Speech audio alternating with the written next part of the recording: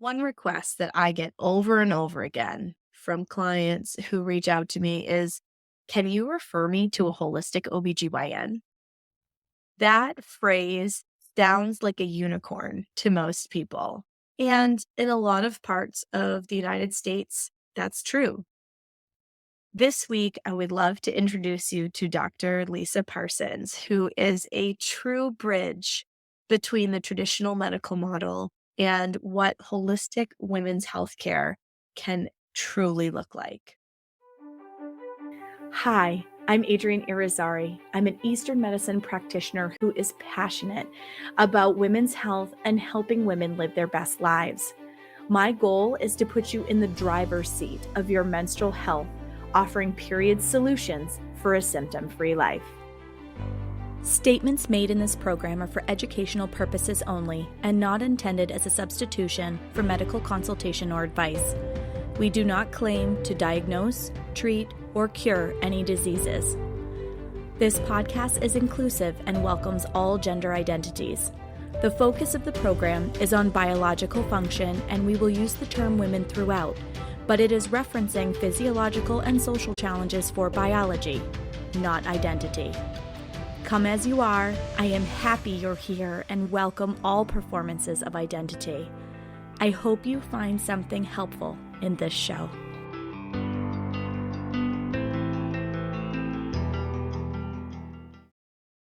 Welcome back to another episode of the Reproductive Rebel podcast.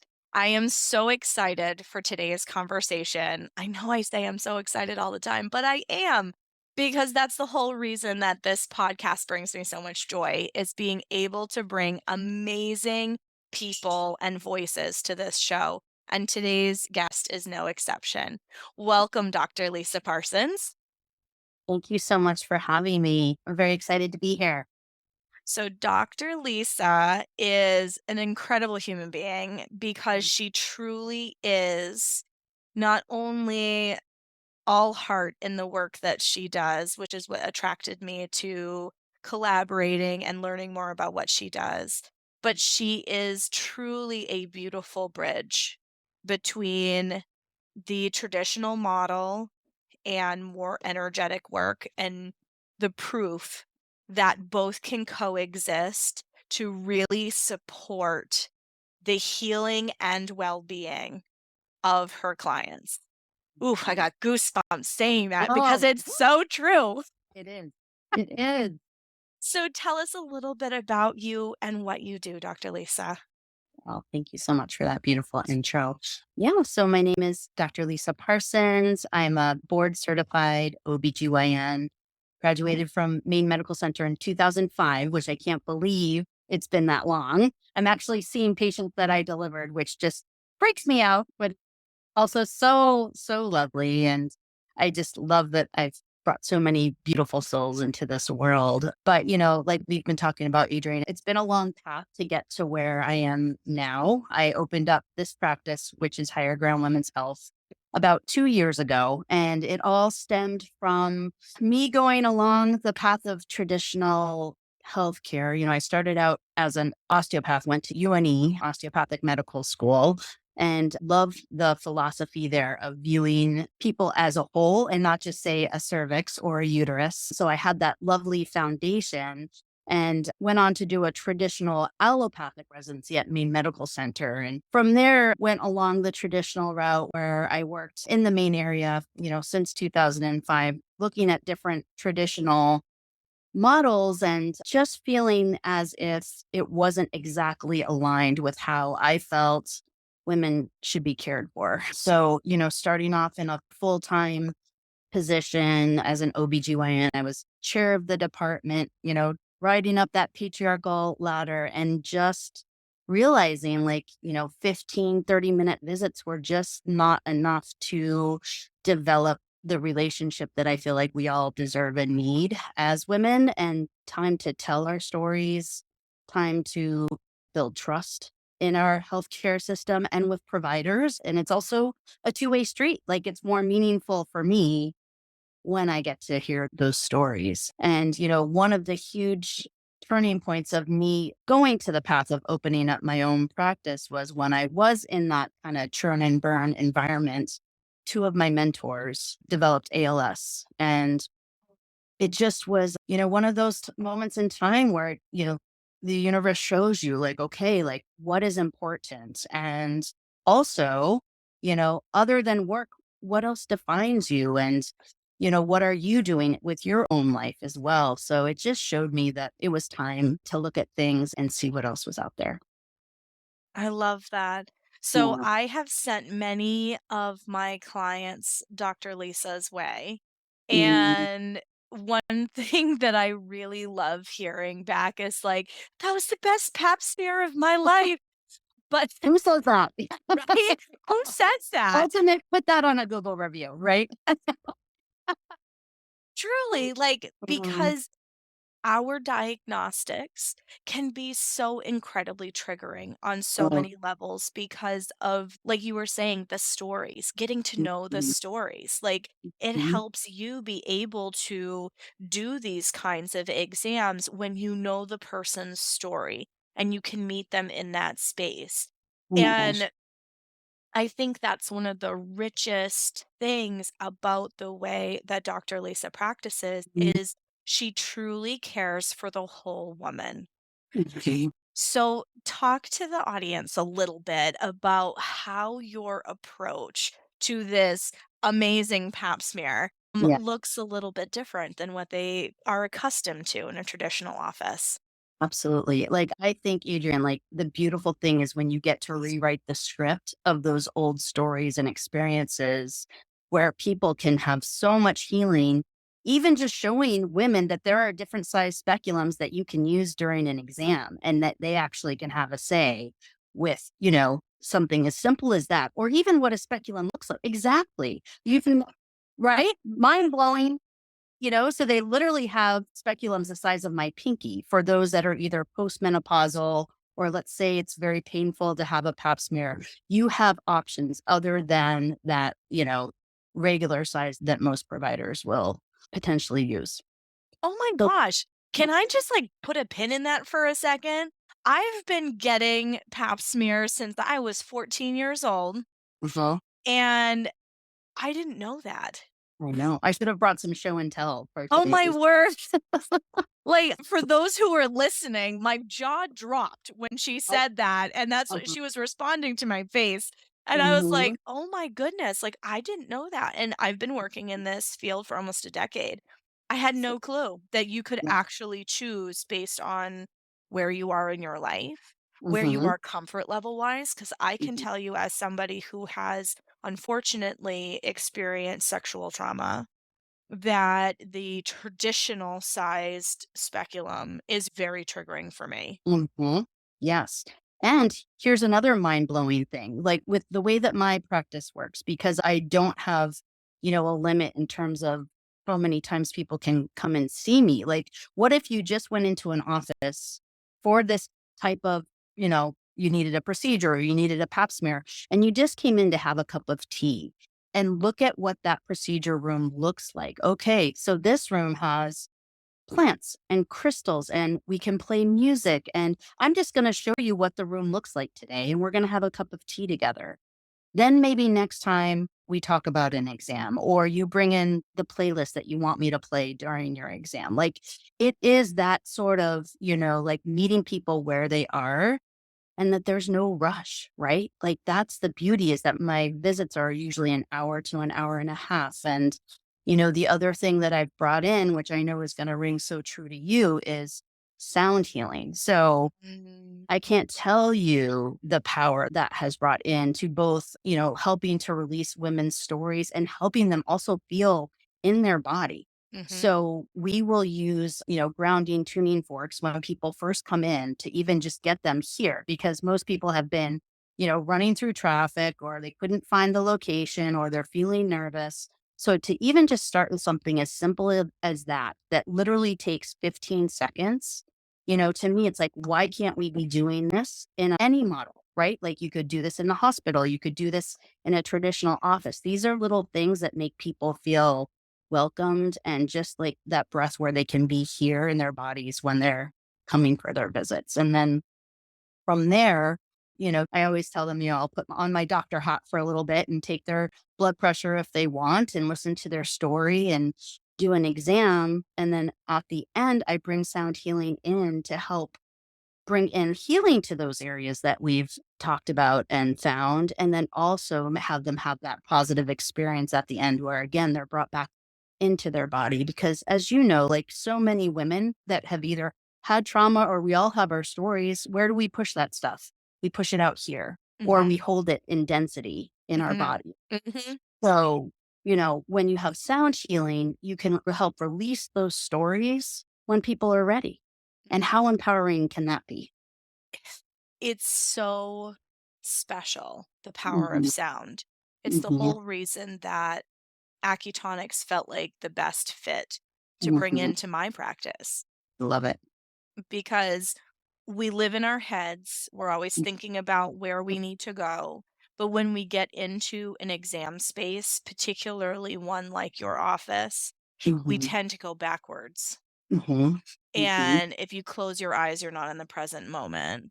Exactly. And it's very easy to regress into things that came prior to that moment instead of Mhm, being able to stay in the present moment, which mhm, can make those kinds of routine examinations feel like the hardest thing you've done in years. mhm, And to have a space like that where you're taking the time to ground them, you're taking the time to bring them back home to their body, mhm. that's so powerful. It is. And the other thing that this is developing into as well is the concept, and I know you'll appreciate this as well. It's like, yes, I am considered a healer, but I also want my patient to be able to heal themselves. I want them to take that frequency and that energy and be able to know that they can keep that in their body and they have the capability of changing energy within their own cells. And Mm, that's where the magic happens, right? absolutely. Yep, Mm, we are fully capable of healing and unlocking that potential is one of the greatest gifts that mhm. we can give our clients. I love that. Yeah. This is years and years in the making. I get it. I totally Yeah. get it. And I resonate so much with your story in terms of climbing that patriarchal ladder and running after what society has like created for expectations of like what you should want to achieve. I did Right. that for years and it was at the expense of myself. Like Mhm. my cycles got crazy, my symptoms were crazy, and then in the midst of all of that running and crazy, I wanted to try to have a baby with the love of my life. Right. And my body went, "Too much saber-toothed tiger, not enough rest, girlfriend. Mhm. We're not going to do this for you." This is not a good idea at the moment. Right. Exactly. Exactly. So it was a huge mindset shift in terms of being able to make those changes and choices for me and learning how to plan my work flow Mhm, around the gifts that my cycle gave me in terms of energy fluctuations and how my brain functions at different parts of the month, and that was a huge game changer for me. But stepping out of that model of needing to live in spring and summer energy all the time and mhm. go produce, and it's just not sustainable. It's not sustainable, and then you start to lose the joy and spark of why you did this in the first place, right? And when you're out of alignment, it's just the rest of it snowballs, right? And so there is such a high rate. I mean, we can talk about burnout, right, in the traditional setting, but for me, it was even just like I knew at a cellular level that this was not what I was supposed to be doing in this particular model. And it takes courage, like you said, to like step outside and say, okay, this isn't working. And I don't know what the next step is, but it's not this. And, some really scary times of, like we talked about the unlearning of this was a big one for me. Like the productivity does not equal my worth. Okay. That is a huge one that was just pounded into us as from medical students on. And to take a step back and be like, okay, that is not true. And I can do my work in the way that I feel it's meant to be done and be even more valuable. Right. Oof. Yeah. Goosebumps. Yeah. That is so powerful. Yeah. That is so powerful. My worth is not measured by my productivity. I just feel like that had to be said again because we still, like, whether we are stay at home moms or we are working out in the corporate world or whatever capacity it is that we're showing up in the world, we have this understanding. And I had a conversation kind of similar to this in episode 7 with Angela Castrino, and the episode was called Woman's Worth, Mm, where if we're idle and our partner gets home, there's like this unspoken assumption that I haven't been doing anything all day, and I mhm. now need to, like, list off the litany of things that I've accomplished throughout the entire day, but this was the one moment I sat down. It just caught me in it. And here comes the guilt, guilt, guilt, guilt. Yes. The guilt, the shame Yes. that, we hold this so deep in our body in terms Mhm, of how we measure our worth. And, for somebody who is in such a high demand, high performance, mhm. tons of work to be credentialed and qualified and all of these things in the Right. way that you're doing the work that you're doing. Like, I can only imagine how heavy that felt. And Mhm, then the release, the emancipation that mm. came with recognizing that I'm so much more than just this. Oh my gosh, yes. And to take that pause to really define what it is, like this practice is who I am. This represents me. Whereas before I was working under a system where I wasn't valued as an individual. It was never enough. I had beautiful experiences, don't get me wrong, and there's definitely a place for, like, okay, you're in a car accident and you need emergent surgery. Yeah, those things are needed. But my point is, like, the majority of the time, especially when it comes to wellness and the holistic vision, the traditional model really cannot support that as it is right now. But I do think that there's a way to bring some of this in so that it can be both. The fact that I still do minor surgeries and, I still deliver babies, I work per diem at Maine Medical Center and love working with the residents to show that there's a different way. You know, there is that balance that is possible. Talk about walking your talk. Yeah. Like, I have charted a course for myself that is in true alignment Mhm, with my essence and my soul's journey and the mhm, gifts that I'm supposed to give the world. And now I'm stepping back into a space that needs this sprinkled everywhere. mhm, And I am modeling. I am a leader to show mhm. you that there can be another way to do that. Yes. And that's the truth. It's like, I feel like, yes, there's my practice, but then there's the global healthcare system. And Mhm. it's changing and it needs to change. Like, we need people to understand, so my model is called the direct care model, where I do not work directly with insurance for people that come and see me, right? For my time, it's outside of the insurance models, but they can use their insurance, if they need an ultrasound or imaging, or, if they are, obviously need to be hospitalized. So there can be both, right? Or using your health savings account or flexible savings account to pay for your health shares, where you have more autonomy where your health dollars go. Because many times when you ask people, healthy people that have insurance, what has their insurance given them? Most of them haven't even met their deductible, right? So they're paying out of pocket anyways, but they do not have a say of where they're going for their health care or the access to care that they have, because access is a whole nother issue now. Mhm. So, in at least Southern Maine, there's more direct care doctors here than anywhere else nationwide. So I think that says a lot about the people in our area, that, they want more and they're searching for alternatives. And that gets me very excited because it can be both.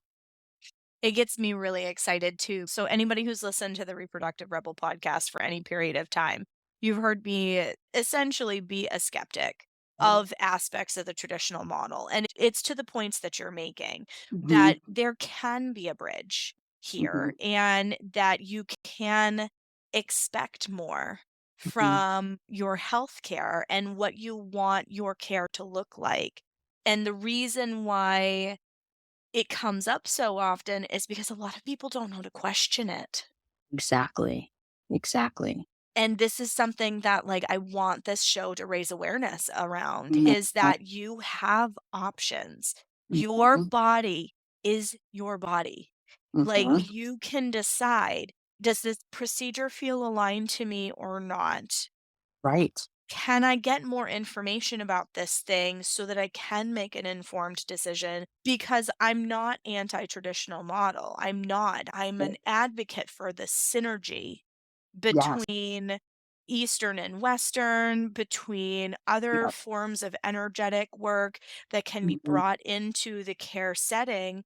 I have an acutonics colleague in Florida who is an OBGYN also, and he Mhm. brings acutonics. He's got gongs in his office and that Me kind too. of thing, I love it. Yeah. which is so exciting because it's Mhm. like there are traditional practitioners who are seeing all of the beauty and gifts that being able to be that bridge between and work in a synergistic way with your, your quote unquote alternative health Mhm. options really is to the best outcome for the client. And again, it goes the other, like we were talking about, it goes the other way as well. Like the beautiful thing when someone has been trained in the science realm, in the traditional realm, you can put on your little science cap and look at some of these alternative testings and therapies and say, does this make sense? And I love that I can do that. I also love that science is now backing up things such as sound healing that we've known for thousands of years. And now we have some good studies to be like, oh, look, it's true. And oh, this frequency can help, destroy cancer cells. And 40 hertz frequency can decrease Alzheimer's plaques in patients. This was an MIT, research project last year. So this is what gets me really excited is like, okay, here's the good news is we're all recognizing that there has to be more. Hmm. Even the traditional model realizes that this is not sustainable, right? So with that, again, some of the beautiful things that I've seen, at least in my profession, is that there are more options now for people in terms of job shares, part-time positions, controversial whether or not, turnists are a good thing or not, but from a sleep perspective and studies on, doctors that have been up for, more than 48 hours than operating on people, like there is some safety and benefits of that too. So I'm excited, especially in the field of OBGYN, that even the hospitals are recognizing that we need to keep good providers in their positions and also give them a good quality of life so that they don't burn out and leave. And that goes for nurses as well and midwives. It's like we have to realize that this is a really stressful time in general. And then when it comes to healthcare, it's critical to help, keep it sustainable. Where do you think some of the hesitations or roadblocks are from the traditional model Mhm, perspective in integrating sound into their practice, for mhm. example? Yeah, I think fear, there's a lot of fear based on alternative medications because it's not considered standard of care. There's so much fear from like a medical legal standpoint, even though we know it's completely safe, right? I think again, people are so concerned about standard of care and also time. There's just, even though, we described 15 seconds of bringing sound healing or even just one sound bowl at the end of the exam, I think people are so overwhelmed with their lack of time that they have with patients. That would just be one more thing, unfortunately. So we have to increase the amount of time that we spend and realize that the outcomes, when you spend more time with people, they're less likely to probably go to the emergency room or urgent care. They're more likely to be compliant with their care plan because they feel like they've been part of the discussion. So it's like this tunnel vision, right? Where it's like if people could just take a step back and realize, like, oh my gosh, the outcomes would be so much better if we had a little more time and we could bring more of these holistic options in. So, but we're not there yet, but hopefully it will. The more that there are people like us that are kind of, showing better outcomes, better patient satisfaction, more follow up visits, time is going to just prove it to be true. I love that. Mhm, That's always been my impression because I mhm, feel like malpractice insurance and standard operating procedures always stand in the way of the kind Yeah, of care that a lot of practitioners have. Like, nobody goes into medicine not wanting to care for people, exactly.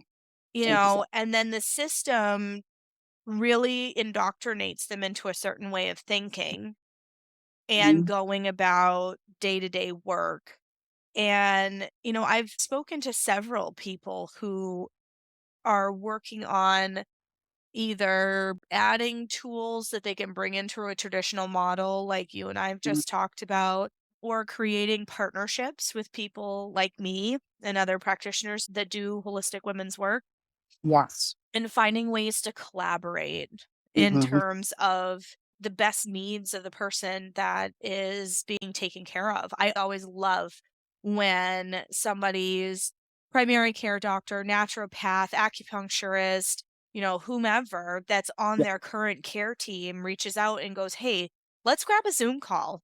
Yeah, Like, I let's love that talk too. about this." I'm like, Mhm. "Yes, I, Yes. I will tell you anything and everything about what I do if you want to do this." Yeah.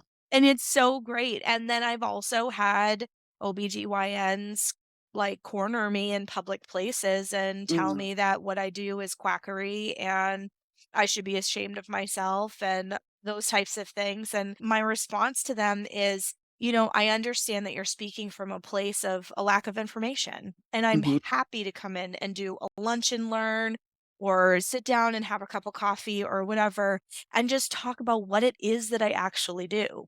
Right. So that Right. there's better understanding there. I think that is such a good point. And again, this goes back to what I was saying with you in terms of, and this is why I'm joining your holistic team in September. It's like, let's be able to put on those science hats and make our own decisions on what makes sense Yep. and know the beautiful people. That's such a good point that you made, because here's the other thing I learned. It's not all on my shoulders. There is a Mhm. beautiful community out there, including yourself, that can care for my patient just as well, if not better, in terms of certain realms for their conditions. So it's called leave your ego at the door, okay? And realize that it is a community and we do heal more when we can utilize our superpowers, right? I love that. And it's Mhm. true. As healers, we all bring different lenses, different perspectives, different life experiences, different Mhm. training, and when we can have those kinds of really rich conversations, like, I was talking with a mental health professional the other day, and Mhm. we ended up having this really cool conversation about trauma. I mean, not Mhm. the topic of trauma is cool, but we had a really in depth conversation. They practice very much scientifically, Mhm. not as open actually to alternative means of care.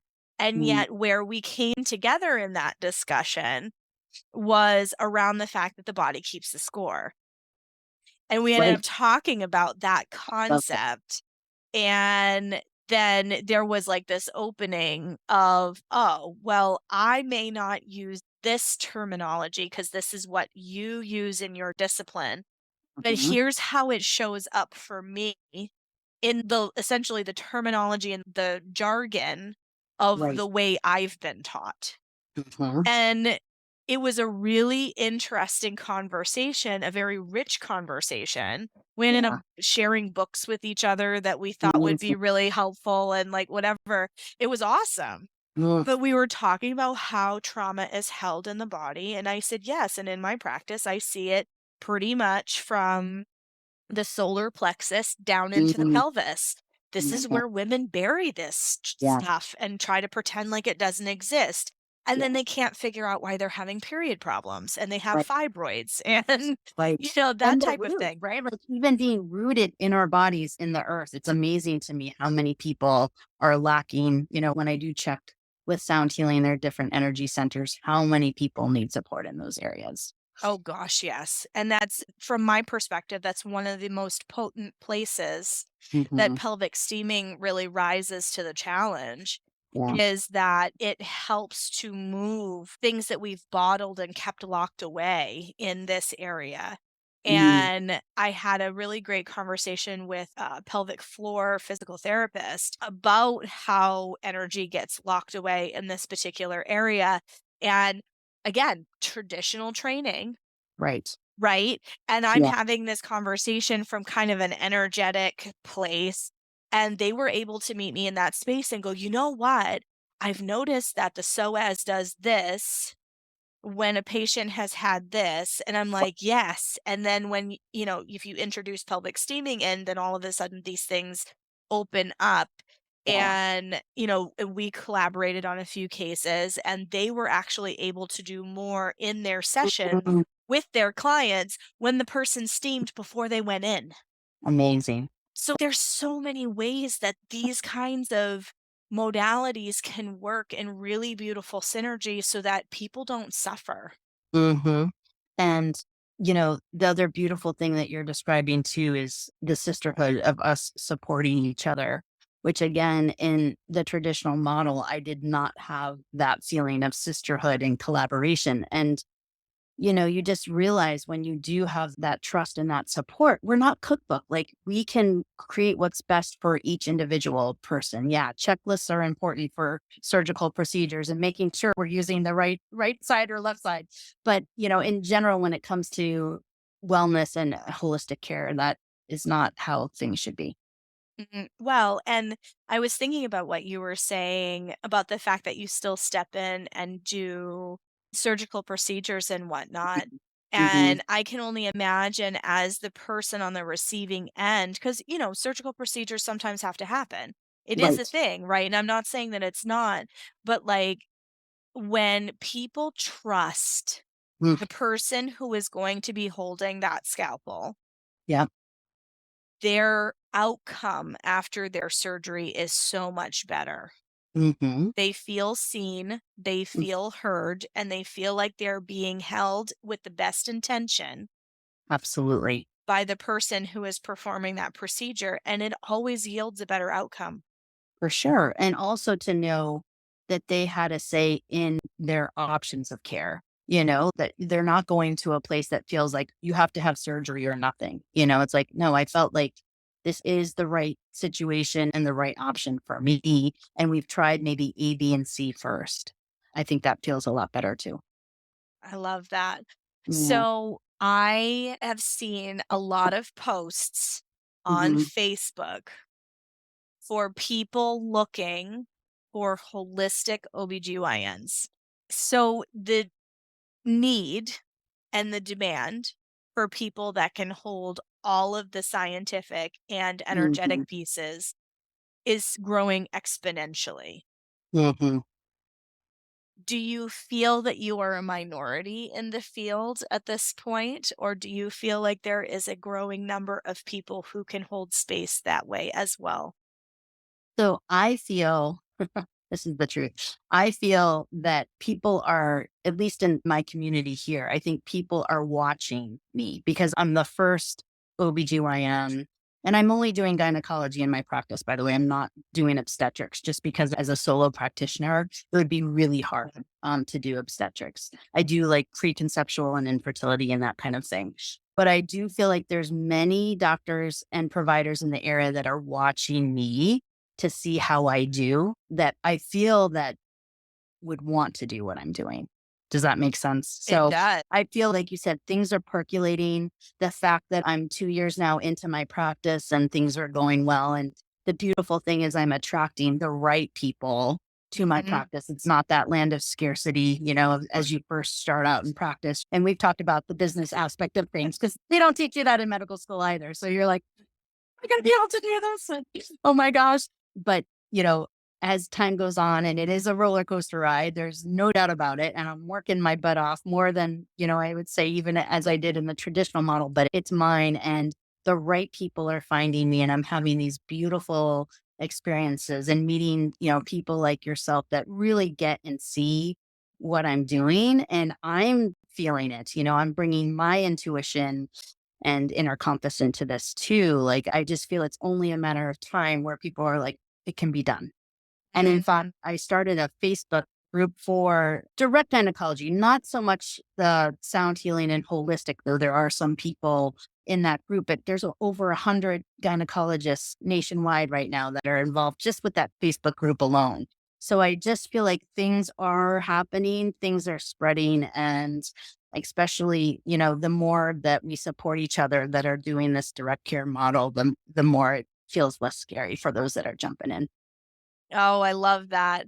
I know that you are a diamond in the rough for sure. And now that everybody has had a chance to hear a little bit about you, you now understand why I thought you'd be a perfect reproductive rebel to have Mm, on this show, because that's it. We are seen as rebellious in some ways because we are stepping outside of a socially acceptable model or socially accepted model, and as we do that and we blaze this trail for ourselves, we're showing other people that it's possible. People who mhm. might have been scared to step outside of that model. And yes, when you are working for yourself, you work a lot more than you did when you were working for somebody else, that's for Yeah. sure. And often for a lot less money, but it fills your cup. It fills your soul. You go Mm, to bed every night feeling like you have made a positive impact on the world, and you wake up the mhm. next day excited to do it all over again. Yes, absolutely. And that's totally worth it. Yeah, and it can just bloom. I can do whatever I want in terms Yes. of like any other modality that makes sense. I can create it here. I do not have anything holding me back to creating even a shinier version of myself and my practice. So that's just amazing. Here, Yeah. that's exactly how I feel as well. And, Yeah. so much of what I do is literally being an edge walker. Like, I Mhm. want to be able to provide people with information so that they can make informed decisions. I wanna provide them with, maybe your A, B, and C before you get to the surgery part, Uh-huh. because there's a lot of places that the practitioner is just like, "Oh, you have this issue, we'll take it out." Or, "You have this issue, here's hormones. And then if the Right. hormones don't work, we're gonna take it out." Synthetic hormones at that. Yes, Yeah. synthetic hormones at that. Exactly, Yeah. exactly, and people are like, "But I still don't feel good. I don't feel Mhm. heard. I don't feel seen. I don't feel like my Mhm. needs are met." I still have pain. Yep, Mhm. exactly, Mhm. exactly, and so, you know, as we step out of the box that we've been trained to Mhm. work in, with the guideposts and the road Mhm. that we're trained to work in. It's like Mhm. that poem, I took the road less traveled by and it made all the difference. Yes. I love that poem and it's Yeah. so true. And I've been walking on that road less traveled for 7, almost 8 years now. And it's hard. There's a lot of education that goes into it. Mhm. That's where Mhm. part of the birth of this podcast came from. It's a lot of education, but it's totally worth it because then people go, "Oh, I didn't know I had options." Exactly. And then they're able to make empowered decisions that feel aligned for them. And some of Mhm. my clients have had hysterectomies because that's what felt aligned to them. Yes. There are times where it's absolutely very clear that's the right decision. But yeah, I agree with you. I think, some of the things that you talk about hormones, like I've really started to do deeper dives into hormone testing, not just blood work, but looking at there's something called the Dutch test that looks at hormone levels at different times of the day, adrenals, circadian rhythm, how you metabolize hormones. Like they didn't teach us this in medical school. So again, people will judge me that I'm doing those tests, by the way, in our community because, oh, yeah, they'll say, oh, she's just looking to make money. Or, I look at the gut microbiome as well. Oh, that's just, this or that. Well, why don't you actually look at the tests and ask yourself again, does this make sense? And to me, the answer is yes. And that's purely where I'm coming from. And the gut microbiome, like that's our second brain. Like there's so much that's going on there that our current healthcare system, it's starting to pay attention. But, people don't realize, like someone told me who lives in Italy part of the year that every single person there is tested for H. pylori, which is a bacteria that can cause reflux and increase people's risk for stomach cancer. every single person there is tested for H. pylori. Like, why are we not doing that here? Mm. You know, it's just things like that make you realize we live in this little bubble, including in this country, in terms of how we do things. And it doesn't mean that that's the right way. So, I love that. Oh, they should test for H. pylori. It's so uh, common. so common, and it wreaks havoc on your gut microbiome. Yeah, it So all does. these women, perimenopause, even I would say probably infertility as well, like all that inflammation has consequences, right? So again, I've just really enjoyed the process of growing and also being proud of my heritage and my history, but able to redefine it of like what makes sense for me. I love that. Well, you are blazing a trail, my friend, in terms of what is possible Mm, in women's healthcare. And I'm so excited that we crossed paths. Me too. And it's been such a wonderful relationship to be able to co-create and collaborate on client cases and for the best outcome of everyone involved. And if you were to leave people with a final thought, I know, pressure's on, right? Yeah. But put my hair up for this one. What would that be? I think just truly that this bridge is possible, that I'm proving that it can be both. And I think your point of the advocacy, I just truly want people to understand how important their voices are and that they should not accept the status quo as being okay. Oof, I love that. Yeah.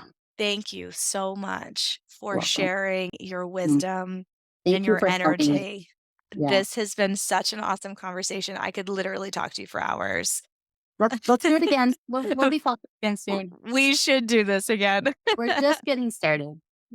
So, if people are local to the seacoast area of Maine and New Hampshire, how can they get a hold of you? So I do not believe in automated phone systems. So you actually get to like talk to me. There's a concept. So you can call me. My phone number is 207-331-6341. So you can call me directly. People can set up discovery calls if they just want to know more about my practice. I set aside 30-minute time periods where people can just chat. You can email me at drlisa@highergroundwomenshealth.com. And I'm always happy to just share it with someone. I love it. Well, thank you so much for your time today. I am Thank so you. grateful, and we will talk again soon. Perfect. Have a great day. And thank you for everything that you're doing with your outreach. I really appreciate it. Thank you. Thank you for joining me for another episode of Reproductive Rebel. Reproductive Rebel is recorded by certified peri-steam hydrotherapist and acutonics practitioner, herbalist, and Chinese nutritional therapist, Adrienne Irizarry of Moon Essence LLC. If you are interested in setting up an appointment for one-on-one support, ordering from our store, or checking out our course offerings, visit our website at moonessence.life. Be sure to subscribe to our newsletter and get insider information on upcoming events and offerings. Join the conversation. Like and follow us at Moon Essence Me on Instagram, Facebook, or LinkedIn. Your voices make this program possible. Thank you all for your continued support.